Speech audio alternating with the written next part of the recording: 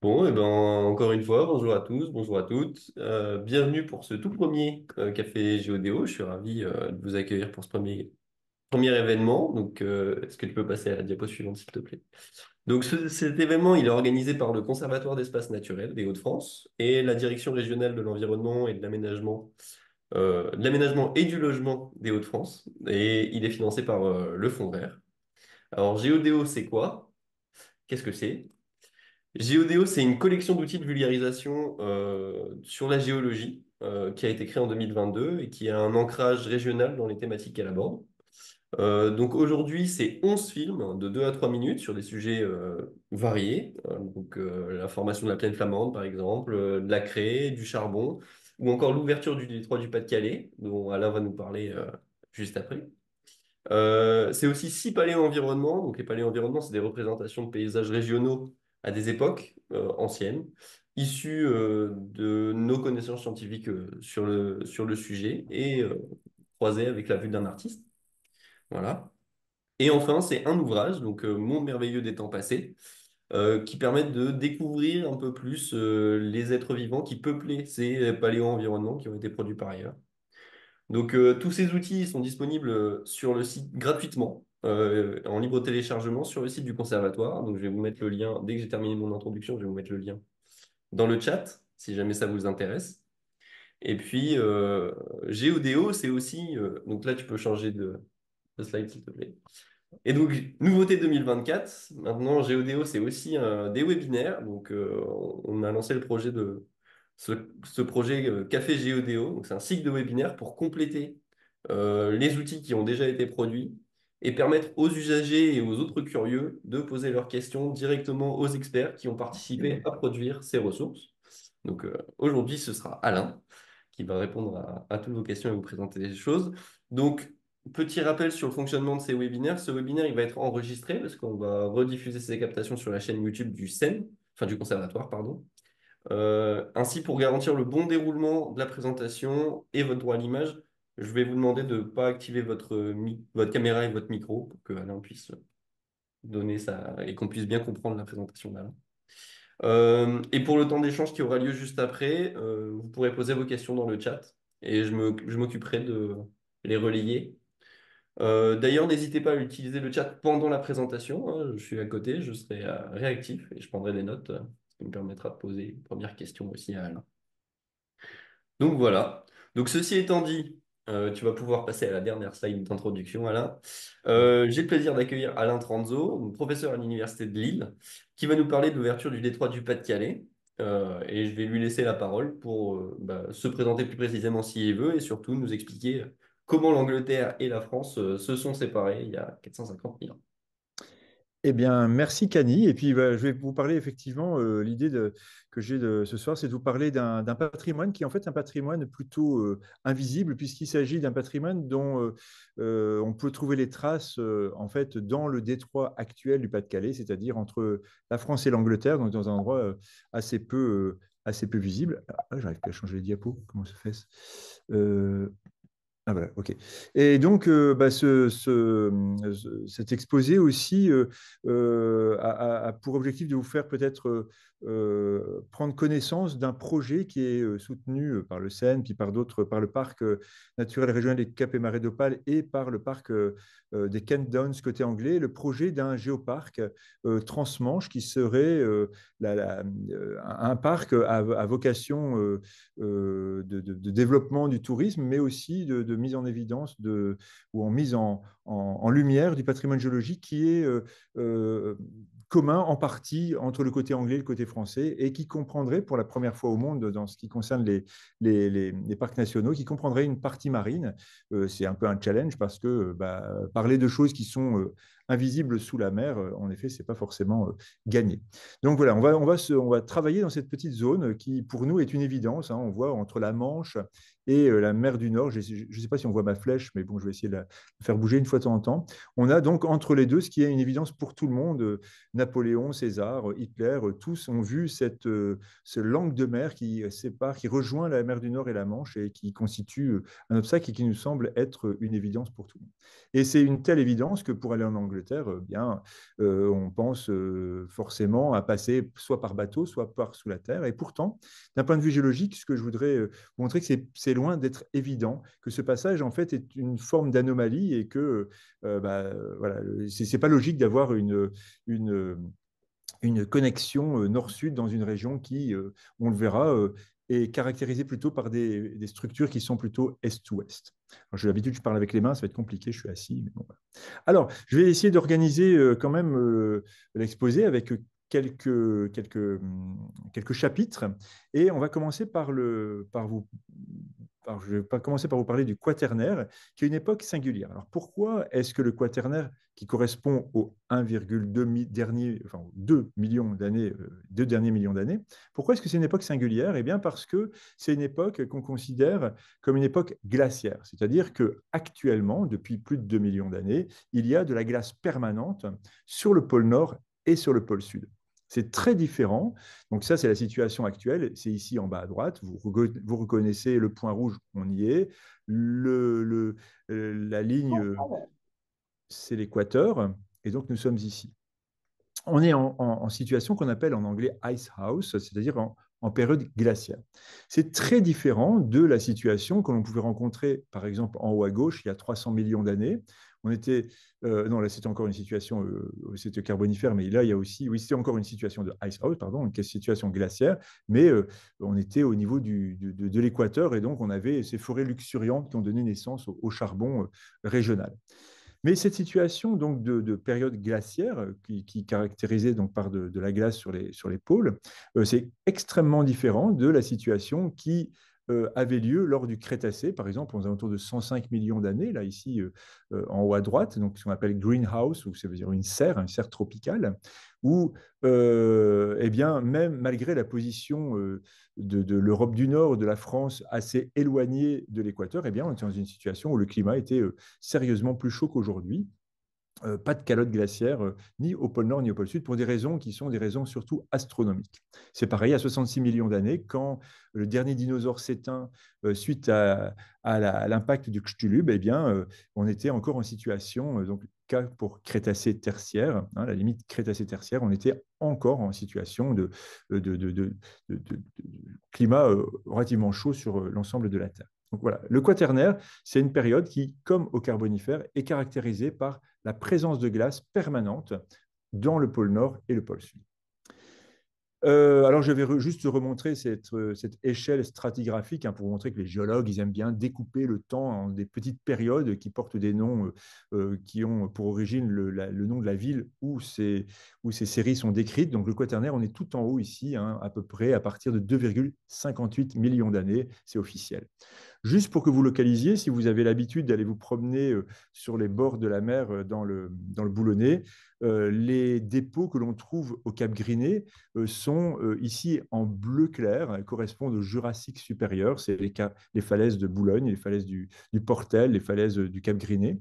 Et puis les dépôts du Cap Blanc-Nez, eux, sont d'âge Crétacé inférieur, Crétacé supérieur, voilà, ici un peu plus récent, un peu avant la limite entre le Crétacé et le Tertiaire. Le code couleur qui est ici, avec du bleu pour le Jurassique, pardon, du vert pour le Crétacé, vert foncé en bas, ça sera un vert un peu plus clair pour le Crétacé au-dessus, et puis le Tertiaire avec des teintes orange. C'est un code couleur que je vais garder dans tout l'exposé et qui sera utile pour que vous ayez bien en tête cette histoire, cette chronologie qui est enregistrée dans les roches.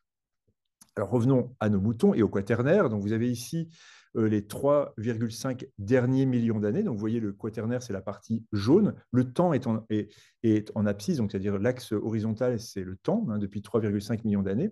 Et ce qui est représenté ici par cette courbe qui ressemble à un zigzag abominable, eh bien c'est une courbe qui représente ce qu'on appelle, ce que les géologues appellent le delta O18, c'est-à-dire c'est une mesure d'un élément chimique, de la quantité d'un élément chimique, qui est un isotope de l'oxygène, qui s'appelle oxygène 18.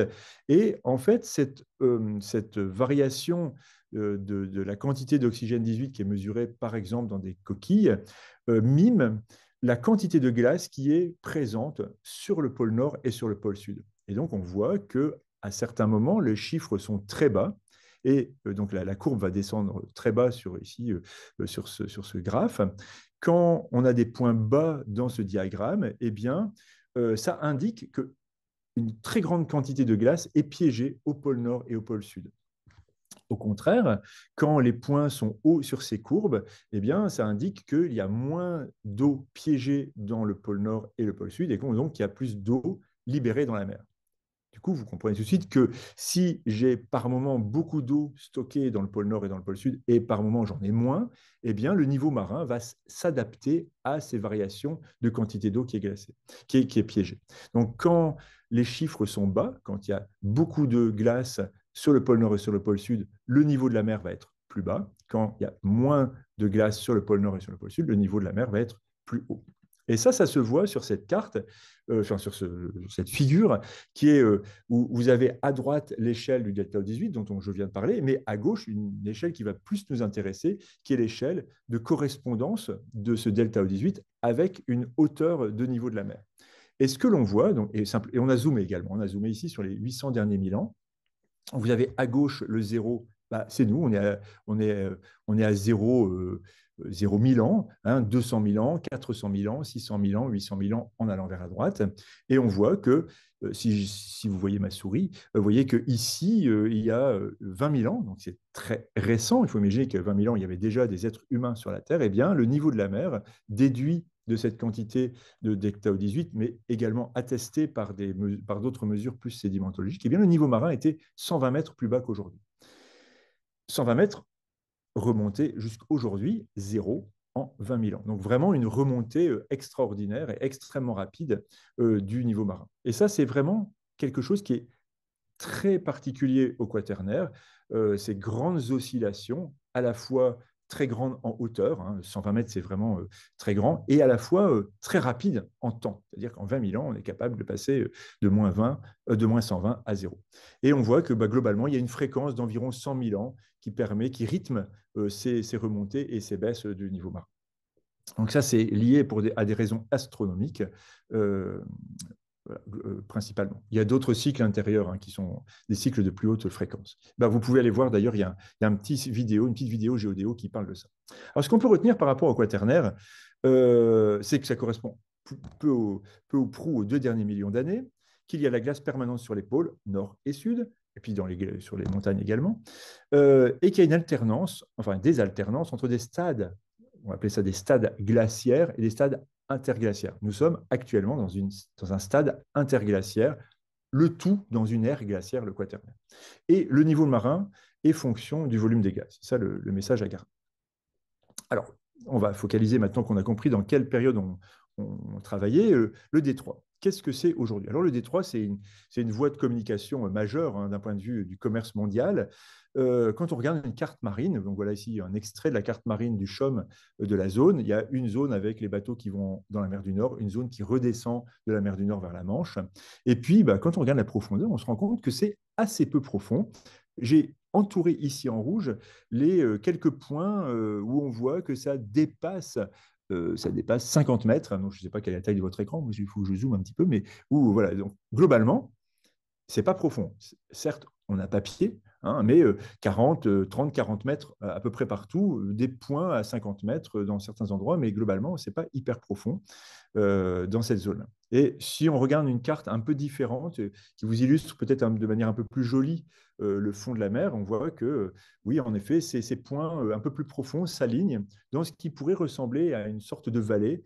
Voilà, on reparlera un petit peu de cette vallée. Elle s'appelle le chenal du Laubourg et elle relie actuellement les fonds de la Manche et la mer du Nord. C'est une vallée qui est fortement empruntée aujourd'hui par les courants de marée qui entretiennent cette vallée. Alors, ce qu'on voit aussi assez bien sur cette carte, mais je pense que c'est aussi la figure qui suit, donc je ne veux pas trop en dire, mais vous voyez la profondeur de la mer, donc ce qu'on appelle la bathymétrie, est indiquée par des teintes de bleu plus ou moins foncé, bleu foncé quand c'est profond, bleu clair quand c'est moins profond. Et vous voyez assez bien, je pense, par exemple au large de Dunkerque, hein, vous avez ici le port de Dunkerque est, pardon, et le port de Dunkerque ouest, et vous voyez les bancs de sable qui caractérisent le large de Dunkerque. On voit aussi d'autres choses dont je vais parler juste après.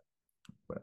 Alors voilà ce dont je voulais parler. Donc on retourne, on a une carte plus globale où on voit à la fois le relief continental et le relief marin.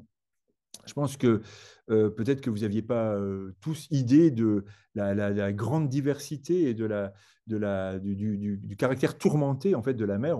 Quand on est sur le bord au Cap Griné, on voit la mer toute plate, enfin, sauf les jours de tempête, mais on n'imagine pas que sur le fond de la mer, en fait, sous le fond, et donc au niveau du fond, enfin, sur le fond, en fait, oui. Donc il y a un relief peut-être insoupçonné. Donc constitué par des bancs. Donc là, j'ai parlé tout à l'heure des bancs de Flandre qui sont au large de la Belgique. On a aussi le centre d'Étier, là, un peu plus au nord. Et puis, dans la partie sud de la Manche, enfin, donc partie nord de la Manche, mais dans la partie sud de cette carte, la Bassurelle, le banc du Verjoyer, la Bassure de Basse, qui est un gigantesque banc de sable, 75 km de long, une vingtaine de mètres de hauteur, 4-5 km de large. Donc vraiment des accumulations de sable gigantesques qui sont façonnées par les marées, par les courants de marée et par les houles. Mais il n'y a pas que ça, il n'y a pas que des bancs de sable. En raison notamment de la constriction qui est faite par le détroit du Pas-de-Calais, eh bien, il faut faire passer à chaque marée beaucoup d'eau de la Manche vers la mer du Nord à marée montante, puis de la mer du Nord vers la Manche à marée descendante. Et donc cet échange d'eau eh bien, a aussi un caractère érosif qui contribue à entretenir donc, ce qu'on voit, le chenal du Laubourg ici en plein milieu, mais aussi qui empêche à certains endroits le sédiment de se déposer. Et ça tombe bien pour les géologues parce que si le sédiment actuel ne se dépose pas, eh bien, on peut voir ce qui est en dessous des bancs. Et ça se voit par exemple, eh bien, vous voyez, il y a écrit ici les Ridins, hein, c'est un point qui est au large du Boulogne, et on voit des arrondis qui correspondent à des plis, des structures géologiques, un peu à l'image de ce qu'on peut voir dans les déserts, qui apparaissent en surface. Mais ce qu'on voit aussi, c'est si vous regardez côté anglais, vous voyez une espèce de filandre avec des ramifications qui fait largement penser, enfin directement penser à des rivières. Et puis vous voyez ici aussi, côté français, il y a quelque chose qui prolonge, qui semble prolonger, même si ça passe sous la Bassure de Basse, qui semble prolonger la Canche. Et en effet, ça correspond à la trace d'une ancienne Canche, une canche qui existait quand le niveau de la mer était plus bas que le niveau d'aujourd'hui, puisque on a vu dans la première partie que le relief, enfin, le niveau de la mer pouvait descendre à 120 mètres. On voit également la paléo, donc ce qu'on va appeler les anciennes, donc les paléos, la paléo-canche, la paléo-liane, pas très visible ici, et puis la paléo AA, qui rentre moins bien dans les mots croisés, dans les grilles de mots croisés que le chiffre, la lettre AA. Alors, dans le.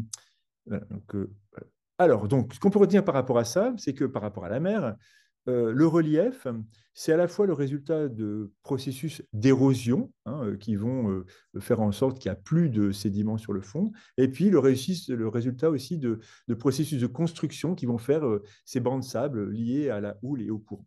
Et puis, il y a une histoire d'une trace plus ancienne, enfin les traces d'une histoire plus ancienne, pardon. Voilà.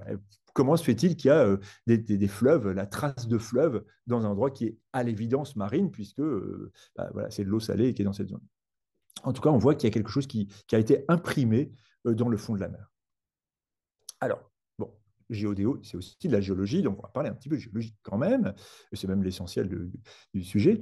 Alors, on va regarder ici ce qui se passe un peu plus du côté continental, et j'ai surligné ici avec le trait rouge, comme je n'étais pas là pour montrer avec la main directement, mais j'ai montré ici, j'ai surligné en la décalant un petit peu, une ligne qui apparaît un peu brillante, qui se prolonge aussi côté anglais. Vous voyez qu'il y a une ligne là, qui suit peut-être ma souris si elle est visible. C'est une ligne que les boulonnais connaissent peut-être, et puis les géomorphologues connaissent également, qu'on appelle une cuesta. Alors, une cuesta, c'est une zone de relief qui sépare des roches qui sont relativement résistantes à l'érosion et d'autres qui le sont moins. Dans le boulonnais, cette ligne qui est ici comme le nez au milieu de la figure, puisque c'est un trait rouge, correspond à la limite entre ce qu'on appelle le haut boulonnais, donc la partie haute du boulonnais, donc la prolongation de l'artois, et le bas boulonnais, voilà, qui est le cœur du boulonnais, ici en B. Alors, je vais vous montrer une petite coupe de la diapo suivante. C'est à peu près la coupe qui est ici indiquée en jaune, même si la coupe que j'ai à la diapo suivante, c'est une coupe que j'ai prise dans le Larousse, donc ce n'est pas C'est pas l'endroit où, enfin, voilà, c'est pas, on n'est pas dans le Boulonnais, c'est dans le Larousse, et puis ça vient plutôt de quelque chose qui vient sans doute de la Meuse ou de la Marne. C'est pour vous montrer ce que c'est qu'une cuesta. Ce que c'est qu'une cuesta, c'est lié à des couches qui sont en pente, dans une certaine direction, qui ne sont pas horizontales. Et puis vous voyez que le fait qu'il y ait une roche dure, eh bien, va faire que l'érosion va moins l'attaquer, alors que la roche tendre va être au contraire un peu plus attaquée. Donc cette roche dure va former un relief. Alors, chez nous, les roches dures, de manière peut-être un peu contre-intuitive, ça correspond à la craie, qui n'est pas une roche dure à l'évidence, mais cette roche, en laissant pénétrer l'eau en son sein, eh bien, est relativement peu érodable, en tout cas en comparaison des roches jurassiques, qui sont des alternances de grès et de marne, et les marnes sont assez facilement érodées, et donc et ces roches-là étant dans le bas boulonnais, vont disparaître. Donc voilà le système, en gros, hein, de ces cuesta. Alors, si je reprends cette coupe jaune, le trait jaune que j'avais présenté précédemment, voilà à quoi ça ressemblerait, avec ici une exagération un peu de malade, hein, puisque j'ai multiplié à peu près par 66 l'échelle verticale, donc c'est extrêmement exagéré, hein, pour on y voit des choses, parce que les pentes sont toutes très faibles, hein, donc si on veut y voir quelque chose, il fallait que j'exagère de manière un peu, un peu trop forte, mais au moins on y voit quelque chose. Et donc, vous avez à droite, je vais partir de la droite, vous avez le nord-est, vous avez les terrains les plus récents, donc du Cénozoïque, c'est-à-dire le tertiaire. Hein, rappelez-vous, je vous avais dit que ça allait être en orange. Et donc, on a le Cénozoïque ici sur la partie droite. C'est le début du bassin de Belgique et ça va continuer comme ça jusqu'à la mer du Nord. En dessous, on a les craies du Crétacé supérieur. Vous voyez qu'elles sont plissées, hein, on voit qu'elles ne sont pas en ligne droite, elles sont tordues. Et cette torsion de ces couches de Crétacé supérieur montre qu'il y a une ancienne zone haute à cet endroit, et ça va correspondre au Haut Boulonnais.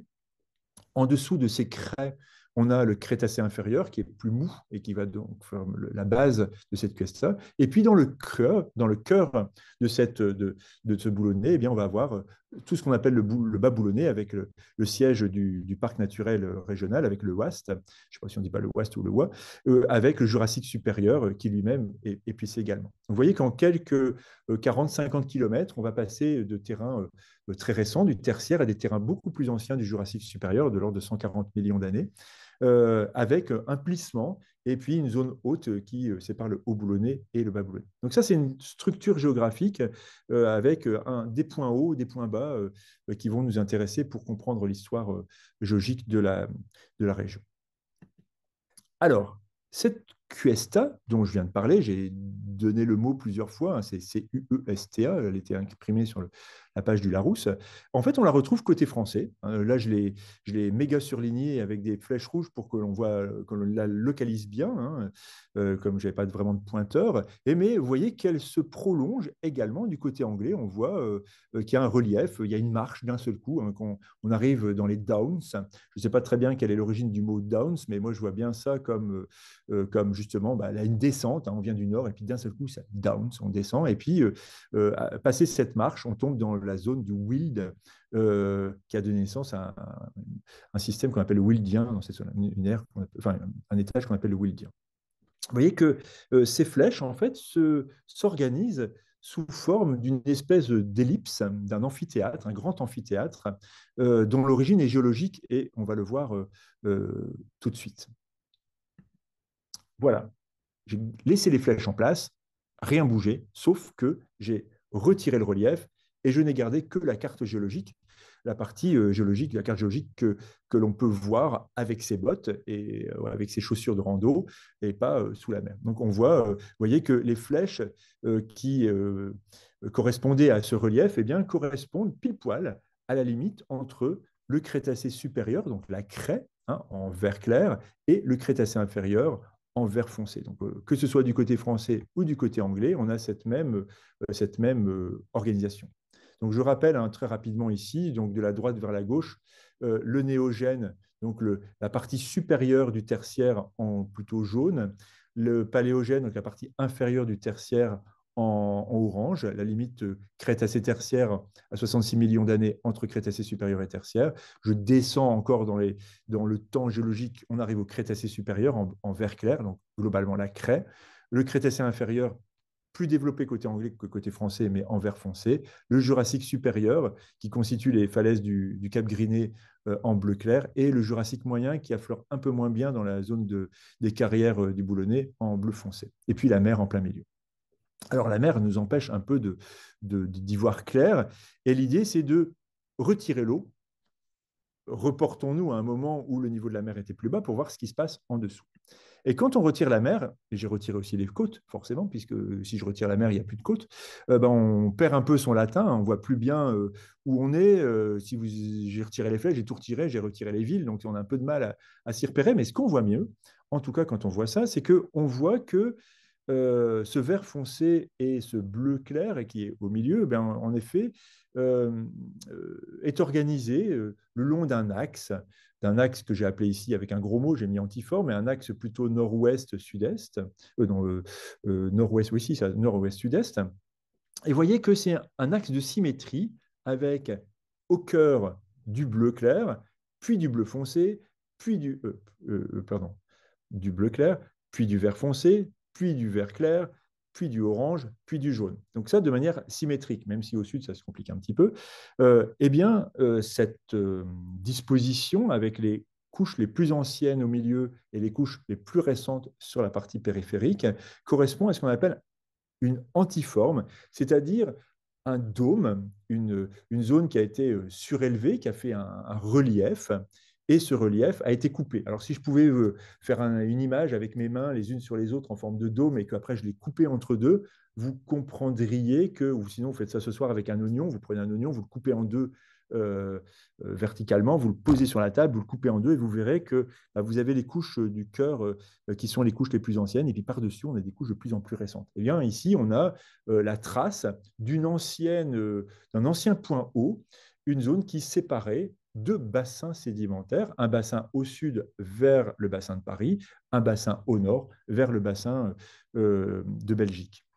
Et ce bassin, qui sépare donc deux rivières, c'est aussi une ligne de partage des eaux au temps où il y avait ce relief qui est un relief issu, même si ça peut paraître bizarre, issu de l'orogenèse, donc de la création, enfin, pas la création, pas parler de création, mais de la fabrique, de la mise en place des Alpes, et le contre-coup de cette formation d'une chaîne de montagnes très importante, presque 1000 km plus au sud, se fait ressentir ici et va créer ce plissement qui va séparer le bassin de la mer du Nord du bassin de la Manche. Alors voilà, là je remets les côtes pour qu'on s'y repère un petit peu. J'ai remis les rivières également. Il y a quelques failles. On commence à repérer l'endroit où on travaille ou l'endroit où on habite. On y voit un peu plus clair. J'ai remis les villes, c'est encore plus clair. Je remets les axes. L'axe anticlinal, il y a un petit axe synclinal, c'est-à-dire un creux plutôt qu'une bosse. Dans le sud, c'est le bassin de Dieppe, Hampshire. Voilà. Mais bon, voilà, nous, on va se situer dans cette zone. Et puis, j'ai rajouté également sur cette petite figure un trait en noir, nord-sud, nord avec le N nord et sud au nord, au sud. C'est le long de cette ligne qu'on va se balader dans les diapos qui vont venir. Donc, un grand axe nord-sud, et on va regarder ce qui s'est passé à cette limite qui aujourd'hui est ouverte, alors que globalement, on voit que tout était nord-ouest, c'est du sud-est. D'un seul coup, j'ai quand même un passage nord-sud qui est un petit peu inattendu dans cette zone. Donc, voilà. Donc là, je ne sais pas si on voit grand-chose, j'ai mis l'un sur l'autre la carte géologique et puis la topographie et puis rajouter les flèches en rouge pour que vous repériez voilà, la relation assez intime qui existe entre la géologie et puis les reliefs qui façonnent tous les paysages dans lesquels on se promène quand il fait beau. Donc, ce qu'on pourrait retenir par rapport à ça, c'est que la géologie, voilà, les grandes structures géologiques sont orientées, j'avais dit nord-ouest-sud-est, mais bon, ouest-nord-ouest, est-sud-est, hein, donc en oblique par rapport à mes cartes. La zone du détroit, donc, qui est un creux manifestement aujourd'hui, puisque la mer y est, correspond en fait à une zone haute géologique, une ligne de partage des eaux entre des eaux qui iraient vers la mer du Nord et d'autres qui iraient vers la Manche. La structure explique les formes du paysage à terre, ça j'ai déjà dit. Et donc, pourquoi, on peut se poser la question, pourquoi est-ce qu'il y a un passage en mer? Alors, c'est pas, je ne suis pas le premier et mes collègues ne sont pas les premiers à s'être posé la question. La formation du passage, c'est une question qui a travaillé plusieurs personnes et il y a eu plusieurs hypothèses. on pourrait se poser la question de savoir, je regarde l'heure, vite fait, hop, ouais, 30 minutes, il faut que j'accélère. Donc une sorte de rift, voilà, est-ce qu'on a un rift? Est-ce que la France et l'Angleterre s'éloignent et que du coup, eh bien, bah voilà, la France est de plus en plus loin que l'Espagne, que l'Angleterre, et donc ça s'enfonce, et puis donc on a un trou et la mer va s'y mettre. Est-ce qu'on a un creusement par les rivières? Est-ce qu'il y a une érosion? Ou est-ce qu'il y a une rupture catastrophique? Alors, cette rupture catastrophique, j'accélère mais trop vite, euh, c'est une hypothèse qui a déjà été émise dans les années 70, mais il n'y avait pas vraiment de preuves définitives, ou en tout cas c'est suffisamment satisfaisante pour la tester. Alors, nous, cette question nous a aussi un peu intéressés et on s'est dit, bah, euh, il y a, au moment du percement du tunnel sous la Manche, qui est ici par la ligne enfin, exprimé par la ligne rouge, des gens ont fait des travaux dans cette zone-là et ont vu qu'il y avait ce qu'on appelle des fosses. Ils ont appelé ça les fosses d'Anjar. Et on s'est dit, bah voilà, il faut qu'on retourne sur cette zone-là pour comprendre ce qui se passe au milieu du Pas-de-Calais. On va essayer d'aller y voir. Et donc, on a pris un petit bateau, le Sepia 2, ici, qui est basé généralement à Boulogne, dessiné ici par Sandra. Et donc, on est allé faire de la sismique. Alors, qu'est-ce que c'est que de la sismique? Eh bien, c'est une forme d'échographie avec une puissance qui serait sans doute néfaste pour les bébés, hein, mais on va regarder l'intérieur de la Terre en émettant des ondes acoustiques dans l'eau, et puis on va récupérer ces ondes, et en fonction de la vitesse avec laquelle les ondes reviennent, on en déduit la structure du sous-sol. Qu'est-ce qu'on voit sur cette coupe en fait du sous-sol qu'il faut après interpréter? On a l'image, mais après il faut l'interpréter. Eh bien, on voit pas mal de choses au final. Alors, encore une fois, il est marqué VE égale fois 46, donc j'ai exagéré à peu près 46 fois l'échelle verticale. Ici, vous avez, euh, euh, je sais pas, 10-15 km de longueur de droite à gauche et puis à peu près 80 mètres d'épaisseur. Donc, vous voyez, c'est très fortement exagéré verticalement. Alors, ce qu'on voit ici, c'est que bah, si on regarde dans la partie gauche, par exemple, vous avez la craie qui est organisée avec toutes les couches bien parallèles. J'ai écrit craie dessus, c'est plus facile à reconnaître. Voilà, donc on voit la craie par-dessus. Mais il y a quelque chose qui vient couper. Alors bien sûr, j'ai mis du rouge dessus pour qu'on y voit plus clair, mais vous voyez que cette ligne rouge, en fait, vient couper très nettement les couches de craie. Alors, si des couches de craie sont brutalement coupées, c'est qu'il y a une érosion qui est suffisamment importante pour avoir coupé la craie. Vous voyez, la ligne rouge sur la partie droite descend jusque quasiment 100 mètres en dessous du niveau de la mer actuelle. Donc vraiment une érosion très importante de la zone. J'ai juste habillé ici un petit peu plus la carte pour que vous voyez la craie ici en vert, et puis ces fosses gigantesques qui correspondent à ce qu'on appelle les fosses d'Anjar, qui sont donc des creux très profonds. Alors la question, quand on a une seule coupe, c'est de se dire, est-ce que toutes ces trous sont en fait connectés les uns avec les autres et correspondent à une rivière qui serait passée d'abord par la fosse d'Anjar, puis par la fosse B, puis par la fosse C, etc. Est-ce que tous ces trous sont connectés et correspondraient à une rivière qui passe de l'un à l'autre? Ou au contraire, c'est un système un peu différent en tout cas. Et en fait, c'est très différent. C'est très différent parce que ces trous, alors ici c'est une carte des épaisseurs, des remplissages de ces trous, eh bien ces trous sont remplis par du sédiment. Aujourd'hui, il n'y a plus la mer, hein. En tout cas, il n'y a pas d'eau. Eh bien, ces trous sont des dépressions fermées. Vous voyez ici le rond rouge. Il n'y a pas de connexion avec la fosse qui est à côté, ni avec l'autre qui est encore à côté. Donc, c'est des systèmes qui sont complètement isolés les uns des autres et qu'on ne peut envisager avoir été produits que par des chutes d'eau importantes qui auraient creusé le système. Donc c'est un peu vers ça qu'on va aller. Alors j'espère que je ne vais pas trop vite par rapport à ça. Alors, pourquoi est-ce qu'on a pensé aussi à ça? Alors, il y avait déjà cette hypothèse qui avait été proposée dans les années 70-80. Et en fait, on se trouve aujourd'hui dans la bathymétrie, c'est-à-dire dans la mesure précise du fond de la Manche, qui n'était pas si bien connue que ça au final, eh bien on va trouver des traces de ce qui est appelé ici plunge pool, c'est-à-dire des marmites de géants. On trouve des dépressions assez profondes, isolées du reste, qui sont donc à l'image de ce que pourrait être le résultat d'une chute d'eau importante et qui aurait creusé en dessous, sous la chute d'eau.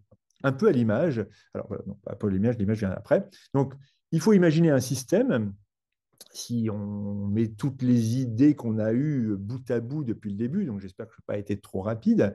Voilà le détroit, le point haut avec la craie. Il faut imaginer donc un système dans lequel on a pu avoir d'un côté la mer du Nord, mais avec de l'eau, puisqu'il faut bien de l'eau pour qu'il y ait une chute d'eau qui vienne creuser, mais il faut qu'en même temps, du côté de la Manche, il n'y ait pas d'eau, en tout cas pas la mer, parce que sinon, la chute d'eau va se faire dans la mer, donc ça ne va pas creuser comme il faut. Et donc, il faut imaginer un système avec un niveau marin significativement plus bas que le niveau d'aujourd'hui du côté de la Manche et un niveau d'eau significativement plus haut que le niveau d'aujourd'hui du côté de la mer du Nord, pour que, au milieu, puissent se creuser les marmites de géants. Marmite de géant, voilà à quoi ça peut ressembler dans la nature ici, dans un parc naturel dans le nord des États-Unis. Alors, pour illustrer ça, même s'il faut que j'accélère, je vais faire une coupe nord-est-sud-ouest, donc ici au travers du détroit, et je vais reprendre le code couleur de tout à l'heure. Voilà ici à quoi ressemble cette coupe nord-est-sud-ouest aujourd'hui. Donc vous avez le pli qu'on a vu tout à l'heure, hein, mais on voit peu la cuesta. On voit un petit peu de jaune qui correspond au banc de sable. Et puis au milieu, vous avez un petit truc là, c'est les fosses d'Anjar dont j'ai parlé précédemment. Donc vous avez la coupe ici au travers de la Manche. Alors, revenons à une période plus ancienne, à un moment où on est en stade. Alors, c'est bête, je ne vois pas bien ma diapo, du coup, je sais. Donc, voilà, un moment où le niveau de la mer était haut. Et donc, on avait en même temps, bien que le niveau soit haut, vous voyez que la mer du Nord, qui est ici au nord, et la Manche au sud, Manche et mer du Nord ne sont pas connectés. Ils ne sont pas connectés. Pourquoi? Ils ne sont pas connectés parce qu'il y a ce haut topographique qui relie la France et l'Angleterre à cause de ce plissement qui est le contre-coup de la formation des Alpes. Et vous voyez, donc, il y a de l'eau. L'eau de la Hape coule vers la mer du Nord. L'eau de la Manche, de la Somme, pardon, coule vers la Manche. Voilà. Mais il y a une ligne de séparation des eaux des deux côtés. Il y a une ligne de relief matérialisée par ici la ligne de Barbelure, hein, qui est une cuesta, qui existe déjà. Il y a des cuestas dans le Haut-Boulonnais, puis on la poursuit tout le long, on la poursuit aussi du côté anglais. On bouge, on fait un peu, on va changer complètement de système en période, en période glaciaire. Donc là, précédemment, j'étais en interglaciaire, donc équivalent à aujourd'hui avec le niveau de la mer haut. En période glaciaire, au contraire, le niveau de la mer est significativement plus bas, jusque moins 120 mètres, j'avais dit tout à l'heure. Donc là, plus de mer, continentale partout, des mammouths éventuellement, que j'ai décidé ici sur le système. Donc les mammouths peuvent monter sur la cuesta s'ils veulent voir le paysage. Et en tout cas, ils ne sont pas embêtés par la mer, ils peuvent brouter où ils veulent. Paysage de toundra, sans doute. Euh, En tout cas, pas du tout le paysage que l'on a actuellement. On peut aller en Angleterre à pied sec si vous passez pas à l'endroit où il y a des rivières, pas de souci par rapport à ça. Et puis, la calotte glaciaire, qui est quand même un truc assez incroyable, la calotte glaciaire, au maximum glaciaire, elle peut descendre très, très au sud. On peut imaginer, enfin, il y a des traces physiques, c'est-à-dire qu'il y a des moraines, comme on voit dans les Alpes, poussées par les glaciers, il y a des moraines qui existent un petit peu au nord au nord-ouest d'Amsterdam, on a une moraine tout près d'Amersfoort, une moraine glaciaire qui montre que la glace était environ 350 km au nord de l'île. On avait le front de la calotte glaciaire, c'est-à-dire que entre le pôle Nord et Amsterdam, quasiment, il y avait de la glace partout, une calotte glaciaire. Et à certaines périodes, la calotte glaciaire du Nord est tellement étendue que, alors vous voyez à gauche une petite carte dézoomée, que le froid est tellement intense que la calotte glaciaire de Scandinavie rejoint la calotte glaciaire de Grande-Bretagne. Et donc il y a une seule calotte qui est à la fois sur la Grande-Bretagne et sur la Scandinavie. Si vous ne reconnaissez pas bien la France, c'est normal, puisque les côtes sont beaucoup plus bas. Hein. Le rivage est aux alentours de... Même Ouessant est à l'intérieur des terres. Donc le rivage, même en Bretagne, est très loin à l'ouest de la Bretagne actuelle. Bien sûr, cette période glaciaire, elle est suivie d'une période où on va revenir vers une période interglaciaire, et donc la calotte va fondre. Et vous voyez que donc en avant de cette calotte glaciaire ici en blanc, il y a une zone en bleu. Cette zone en bleu, ce n'est pas la mer, c'est un lac. Et donc, un lac va se produire ici, très en hauteur par rapport au niveau de la mer, puisque il peut pas s'échapper, l'eau ne peut pas s'échapper vers le nord. Et donc, ce lac, eh bien, à fur et à mesure que ça fond, la calotte glaciaire fond, il n'y a toujours pas de connexion avec l'Atlantique par le nord, donc l'eau ne peut pas s'échapper dans l'Atlantique Nord. Donc, le niveau du lac continue à monter. On trouve des dépôts lacustres en hauteur, côté anglais, côté néerlandais. le niveau du lac monte. Vous voyez ici à droite, le mammouth qui était tout en bas a dû monter un petit peu. Il commence, c'est plus facile pour lui pour aller boire, mais ça devient un peu compliqué. Le niveau de la mer continue à monter jusqu'au moment où il atteint le haut de la cuesta. Et donc à ce moment-là, on est dans la situation qu'on avait pu éventuellement envisager avec à droite de l'eau en hauteur, avec ces icebergs euh, qui se déplacent tranquillement avec les vents catabatiques vers le sud, et puis bah, voilà, de la hauteur, les chutes d'eau juste en avant de cette cuesta. Et puis, bah, du côté sud, les mammouths qui se sauvent parce que bah, voilà, ça commence à faire du bruit. Et puis, on voit le creusement de ces fosses d'engins dans cette zone-là. Donc, une situation, en fait, une ouverture qui va se faire en des points très localisés par des cataractes. Et puis après, bah, ça va inciser la craie et ça finira. Et puis, quand le niveau de la mer va remonter, après, la mer ne va faire que, si on peut dire, emprunter ce passage ouvert de manière catastrophique, si on peut dire, au cours du Quaternaire. Alors voilà ici une vue d'artiste donc de Shelstone, de l'Imperial College, une vue d'artiste de ce à quoi pouvait ressembler le détroit du Pas-de-Calais à l'époque. Donc vous avez ce point haut, hein, cette espèce de col qui relie ce qui sera la Grande-Bretagne plus tard et puis la France, avec dans le paysage un peu enneigé de toundra des rhinocéros laineux, ces cataractes et les blocs de glace qui sont emmenés par l'eau du lac, qui se déverse dans le sud avec fracas et qui va creuser ces marmites de géants jusqu'à des profondeurs de plusieurs dizaines de mètres. Et puis après, bah, l'eau va suivre son cours au travers de la Manche, qui n'est pas encore la Manche, enfin en tout cas qui n'est pas encore occupée par la mer, et jusqu'à l'Atlantique. Alors, la question de l'âge auquel se produit ce phénomène n'est pas complètement réglée parce qu'il faudrait qu'on puisse aller échantillonner au fond de ces fosses et ce n'est pas la mer à boire. Mais actuellement, on pense que c'est 450 000 ans. Je vais pas, s'il y a des questions par rapport à ça, je répondrai aux questions, mais voilà, on pense que c'est à peu près à 450 000 ans. Je pourrais expliquer voilà, un peu plus précisément pourquoi on pense que c'est à cette époque-là. Donc, ce qu'on peut retenir par rapport à ça, c'est que bon, voilà, il y a des marmites de géants qui ont été mises en évidence grâce à la sismique et la bathymétrie multifaisceau qui permet d'avoir un détail inégalé des fonds, qu'elles résultent d'actions de cataracte, c'est un phénomène exceptionnel, et que depuis, bah, chaque fois qu'il y a la mer, eh bien, chaque cycle climatique, la mer s'élargit. Alors, on pourra éventuellement avoir du temps. Ben, il y a une petite vidéo que je ne peux pas lancer là, mais bon, voilà, qui existe. Je ne la lance pas parce que sinon ça va être trop long. Voilà, donc je veux finir pour laisser un petit peu de temps. Donc il y a la vidéo, donc si Camille, tu veux la lancer ou si c'est moi qui peux la lancer, je ne sais pas, on verra. Mais voilà, donc je voulais terminer en vous remerciant déjà de vous être connecté, c'est sympa parce que je ne sais pas s'il y a du monde, mais à la limite, peu importe. En tout cas, je suis heureux de savoir qu'il y a quelques personnes qui sont connectées. Puis je voulais quand même remercier, parce que bien sûr, c'est moi qui ai présenté ces travaux, mais c'est clairement pas les travaux uniquement les miens. Je vous ai cité, je vous ai dit qu'il y avait déjà des idées qui avaient germé dans les années 70, quand moi-même j'étais encore en culotte de cours, donc c'est pas moi qui ai tout inventé là-dedans. Et puis, bah, il y a eu aussi des missions qui ont été faites à la mer avec des gens que vous les citez ici, et puis ceux avec qui j'ai pu travailler et qui ont permis de faire des articles qui ont eu un peu de retentissement, puisque ça s'est passé au moment du Brexit. Et donc, en effet, quand on publie un article sur la séparation entre la France et l'Angleterre au moment du Brexit, bah forcément, ça fait un peu parler. Et donc, voilà, donc, je voulais vous remercier. Et puis je laisse la parole à Cani pour la suite de cette petite séance de fin de journée. Voilà. Merci beaucoup, Alain. Merci. C'était passionnant. En tout cas, mais Je ne sais c'était pas s'il vraiment faut que très je... chouette. Bah, je vois que dans le chat, on te remercie aussi, hein. Je ne sais pas si tu peux aller regarder le chat, hein, mais voilà. J'avais du mal à faire les deux à la fois, Ah oui, j'imagine. pour être tout à fait honnête. Mais du coup, si vous avez des questions, n'hésitez pas à le faire remonter par le chat. Bonne révision, bienvenue pour Will. Bon, Bon. Sinon, pour commencer, moi je veux bien que tu développes un petit peu. Je m'étais posé la question tout d'abord du timing et puis aussi du temps. En fait, est-ce qu'il y a des quantifications sur le temps qu'il a fallu pour vidanger ce super lac? bah alors ça, c'est une question.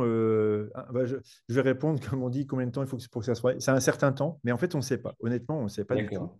Euh, Parce que bon, la craie, c'est pas un ça tombe sur de la craie. Hein, les fosses les marmites de géants se creusent dans la craie, donc c'est quand même quand j'ai dit que c'était une roche qui était assez résistante à l'érosion, donc qui permet ces cuestas, malgré tout, si on imagine que de la craie, enfin, du haut de la cuesta descendent des sédiments, y compris des silex, c'est un pouvoir érosif très important sur la craie. Donc ça peut être Hmm. creusé relativement vite.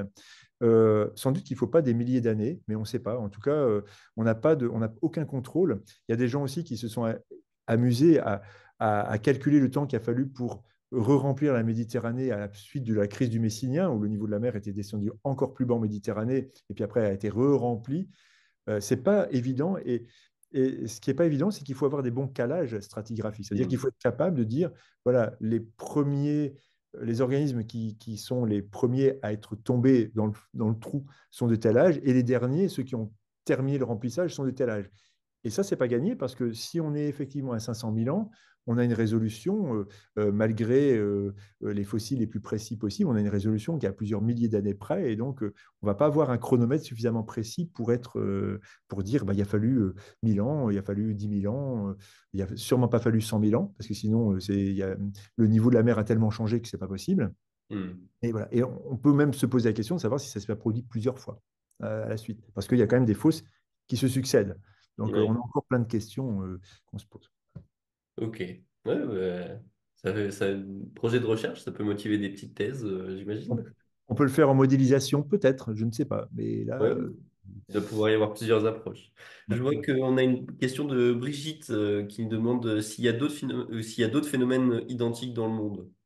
alors, la photo que je vous ai montrée tout à l'heure, même si je suis allé assez vite sur cette photo, en fait, alors que je revienne, hop, mais je vais pas vous la montrer parce que je pense que je l'ai pas. Mais en fait, c'est dans les, voilà, je me rappelle plus le nom c'est dans les Scablands, en fait, la photo du parc américain de Wyoming. En fait, il y a un exemple à cet endroit-là. C'est aussi grâce à cet exemple-là qu'on a eu peut-être plus facilement l'idée que ça avait pu se produire en Manche. Euh, un phénomène assez équivalent s'est produit entre le Canada et les États-Unis au moment où la calotte glaciaire canadienne a fondu et a mis en place en avant donc ce qu'on appelle un lac pro-glaciaire, donc en avant de la calotte glaciaire, il y a eu un lac qui s'est mis en place. Et ce lac, qu'on appelle le lac Issicool, non pas Issicool, le lac Agassiz, pardon, également est un lac qui a grandi, qui était barré au sud, qui était barré au nord par la calotte et qui était barré au sud par des trappes, donc par des dépôts volcaniques importants, des trappes basaltiques. Et à un moment, bah, ce lac est passé par-dessus et a creusé des marmites de géants aussi dans ce parc naturel des Scablands. Donc, dans les Scablands, il y a des petites rivières qui sont d'un débit tout à fait incompatible avec la taille des érosions que l'on peut y voir. Et donc, la, la, le, les premiers géologues qui sont allés là ont été ébahis de voir ces structures gigantesques de marmites de géants avec des rivières ridicules. Euh, et donc, ils ont interprété ça comme lié à une débâcle glaciaire qui a conduit à cette érosion brutale. Donc, il y a un équivalent, en effet, dans ce déversement de ces lacs Agassiz, donc entre le Canada et dont l'âge est peut-être pas, là, je ne connais pas l'âge, mais voilà. Mais en tout cas, c'est quelque chose d'un peu équivalent, tout à fait. D'accord. Et du coup, je me dis, ça peut peut-être être un modèle à étudier, parce que ça a l'air d'être sur Terre, donc on a peut-être accès un peu plus facilement aux échantillons et puis aux structures sur ce. Oui, c'est vrai que c'est à terre et il y a peut-être, oh, bah, il y a eu pas mal d'études qui ont été faites hein, là-dessus. Alors, ce qui pourrait permettre de dater ça, c'est peut-être de dater les derniers dépôts des lacs, parce qu'à Hmm. partir du moment où le lac se vide, on arrête de déposer le lac, puisque il y a plus, le lac devient, donc sur les bordures du lac, d'un seul coup, ça Ça devient le dépose continent, plus. mais sans le lac. Donc, si on est capable de dater les dépôts les plus hauts sur les épaules du lac, on date le début de son drainage, de sa vidange. Et puis après, bah, il faut aller chercher les dépôts les plus récents liés à l'érosion. Et à ce moment-là, on aura peut-être une fourchette qui, pour revenir à la question de tout à l'heure, qui nous permettrait éventuellement de remonter au temps qu'il a fallu pour creuser ce système. Mais bon, Ok. c'est pas gagné, quoi. Non, Je Alors comprends. sinon, pour revenir, tu avais posé aussi, tu avais posé deux questions. Aussi, pourquoi est-ce qu'on pense que c'est 450 000 ans? Parce que c'est vrai que c'est pas évident. Pourquoi il y a quand même, on sait que de toute façon, c'est forcément après un maximum glaciaire et dans une phase où on commence à fondre. Parce il faut qu'il y ait suffisamment d'eau qui se mette en place au nord pour qu'il y ait un lac et ce lac ait de l'espace pour se développer. Il faut qu'on soit déjà, donc et qu'on soit en niveau marin suffisamment bas pour qu'il n'y ait pas la mer du côté de la Manche, parce que sinon, l'eau qui va tomber tombera sur de l'eau. Donc ça va pas être possible. Euh, en fait, quand on regarde chacune des moraines qui ont été mises en place par chacune des glaciations, pardon, eh bien, ces moraines n'ont pas eu la même extension. Et donc, toutes les moraines ne montrent pas de connexion entre la calotte glaciaire britannique et la calotte glaciaire scandinave. Et il y a à 450 000 ans, on a un moment où les calottes glaciaires se rejoignent. Ça n'a plus, plus jamais été le cas après. Donc, la calotte glaciaire britannique était isolée, n'était pas connectée avec la calotte glaciaire scandinave. Donc, le drainage pouvait se faire directement dès que ça fondait, ça pouvait partir directement vers l'Atlantique. Donc, il faut quand même des conditions particulières. Et puis aussi, après 450 000 ans, quand le niveau marin remonte et reconnecte Manche et mer du Nord, eh bien, on va se rendre compte qu'il y a les mêmes faunes de mollusques côté mer du Nord et côté Manche. Alors que précédemment, lors des hauts niveaux marins, les faunes de mollusques du sud de la mer du Nord ne sont pas strictement identiques aux faunes de mollusques du nord de la Manche. Donc il y a déjà, on voit qu'il y a certaines formes d'endémisme et donc des faunes légèrement différentes, ce qui n'est plus le cas après 450 000 ans. Donc ce qui aussi apporte d'une certaine manière de l'eau au moulin dans l'idée que cette connexion se fait à ce moment-là. Hmm. C'est des déductions sans pour autant qu'il y ait des traces, des mesures d'âge. Voilà, on n'a pas de fossiles qui datent de cet âge-là. On n'a pas de choses. Oui, bien sûr. Mais c'est déjà intéressant hein, de voir que les faunes étaient en contact, enfin en tout cas qu'il y a une homogénéisation des faunes entre la Manche et la mer du Nord à partir de Comme ça. 450. Je trouve que c'est déjà un argument assez solide. Au Enfin, assez moment où, convaincant. oui, au moment où les mers sont connectées, tout à fait. Ouais. Ouais. Il y a une question de Valérie qui demande s'il y a eu des modélisations pour quantifier le débit nécessaire pour creuser la clé de cette manière. Donc, je vois Eh que ça ben va. non, ben moi je suis pas bon en mécanique des fluides, mais tu as raison Valérie, c'est une super bonne question, hein.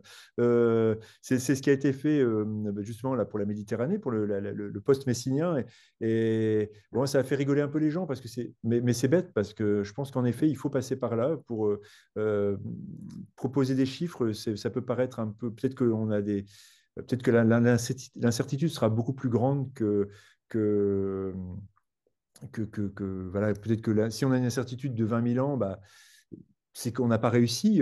Mais oui, je pense que ce serait intéressant de passer par là, oui, pour avancer. Je crois que ça vaut la peine. Moi, j'en ai pas les compétences, hein, mais s'il y a des gens qui veulent s'attaquer à ça, ouais, je pense que ouais, c'est un beau challenge, hein, mais bon, oui, ça pourrait être sympa. Mais je sais pas comment faire. Là, franchement.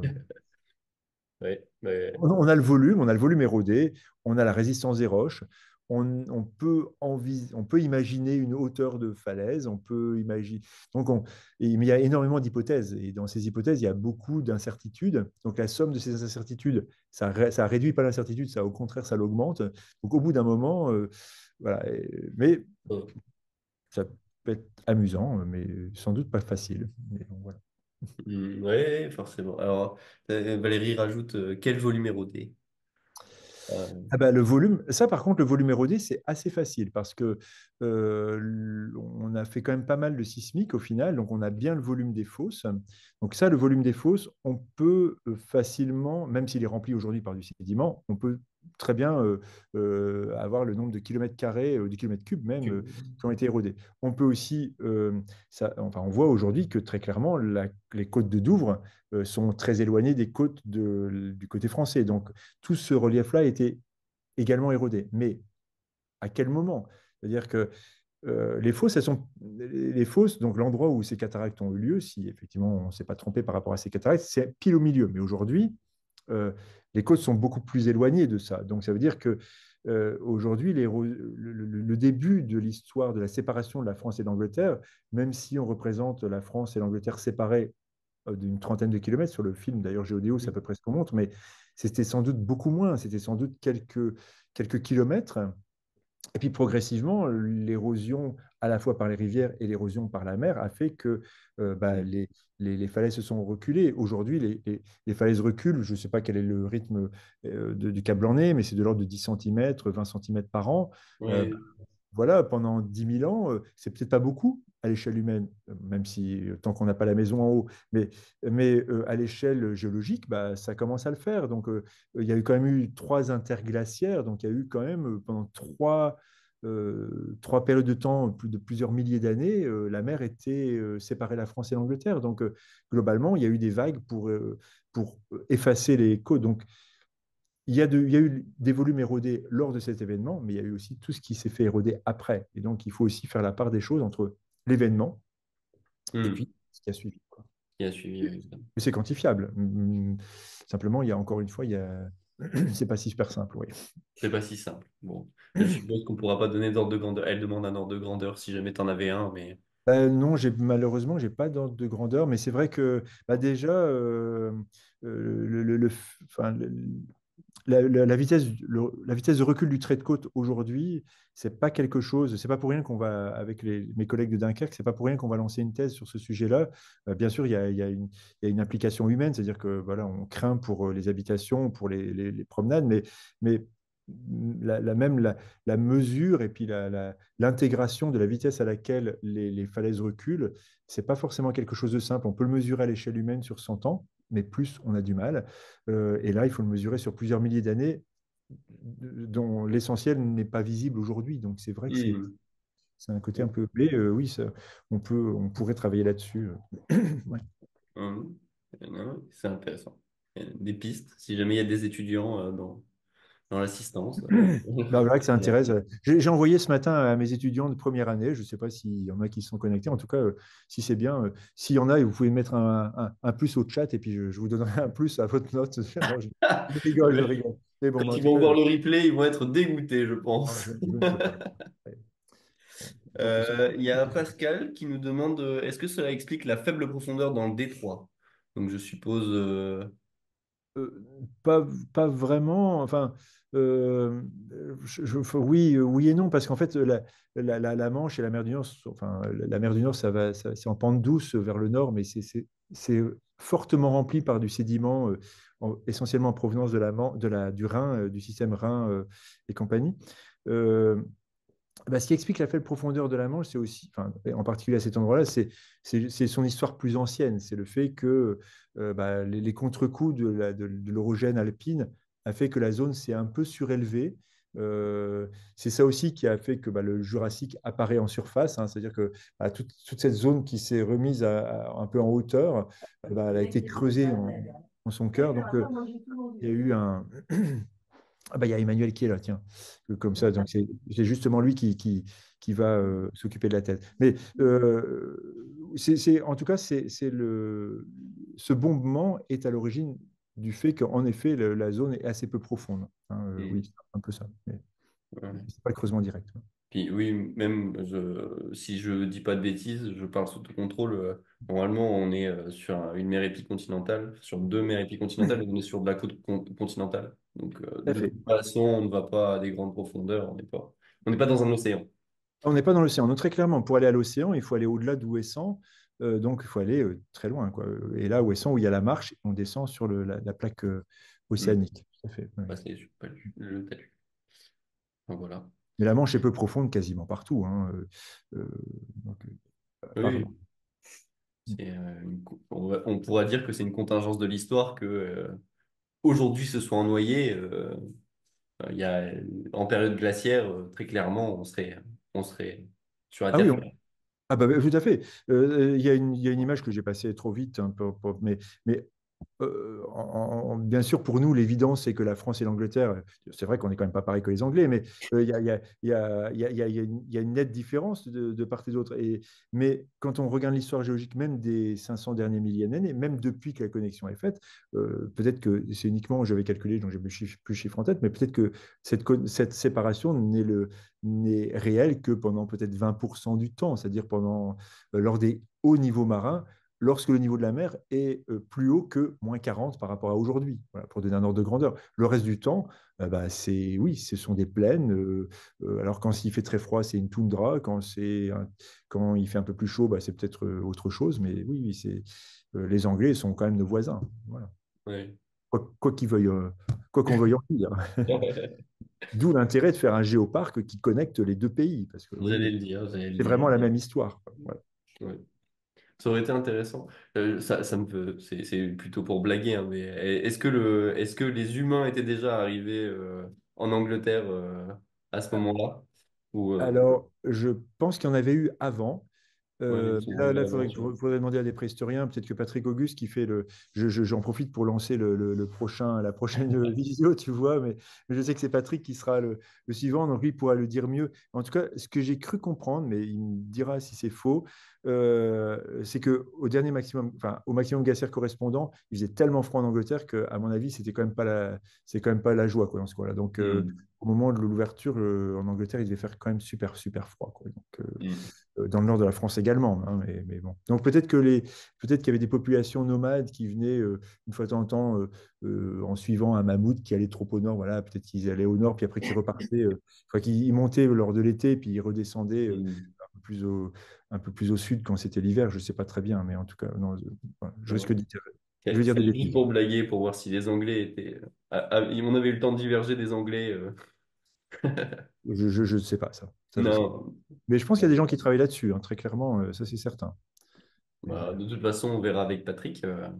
On a même tendu si, la perche. Donc, bon, voilà. là, je vois plus trop de questions dans le chat. Et puis, voilà, il est 18h10. On a même pas de retard, véritablement. C'est Ouais, bon. ouais. C'est bon. C'est beau, ouais, bah, il faut quand même voilà, j'espère que le rythme n'est Arraché. pas trop rapide, mais en tout cas, bon, voilà, Ah non, je pense que, vu les réactions du chat, j'ai l'impression que c'était très clair. En tout cas, moi, j'ai réussi à suivre tout à fait. bah, tant mieux. Tant mieux. Enfin bon. Bah, est-ce qu'il y a d'autres questions? Est-ce que... Non. Je vois personne écrire. Bon, bah écoute, encore merci Alain hein, Et je t'en prie. Voilà. de t'être prêté à l'exercice, hein. Et puis merci pour ces Bah échanges. oui. Ah bah, j'espère qu'on aura une autre, que c'est le début d'une petite série, et puis que bah, là, moi j'encourage en tout cas le public qui est venu de suivre les autres, et puis après d'aller voir éventuellement les petits films, parce que là, il y a un petit film où on m'a demandé de résumer en 2 minutes, c'était encore plus dur. Donc voilà, il y a cette histoire. Si vous n'avez pas compris, vous pouvez aller la revoir en 2 minutes, ça sera encore plus court. Et puis il y a d'autres choses vraiment sympas sur la plaine maritime, sur les dunes, la formation des dunes, là, etc. Donc il y a pas mal de choses sympas. Donc, en tout cas, merci pour l'effort que vous faites dans la diffusion des connaissances. C'est aussi très sympa de votre part. Eh ben, plaisir partagé. Franchement, j'ai passé un très bon moment. Donc, dernière petite pub avant que tout le monde se déconnecte. Le prochain Café Géodéo, c'est Patrick Auguste, donc, qui est chercheur au CNRS à l'Université de Lille, donc un de tes collègues, qui lui évoquera les grands emplacements phoniciques au cours du quaternaire, donc encore le quaternaire, toujours le quaternaire, rien que le quaternaire. Et donc, si vous avez coché la case adéquate dans votre formulaire d'inscription, normalement, vous allez recevoir le mail avec le petit flyers qu'on a fabriqué pour l'occasion, un petit peu comme celui qu'on a fabriqué pour la tienne.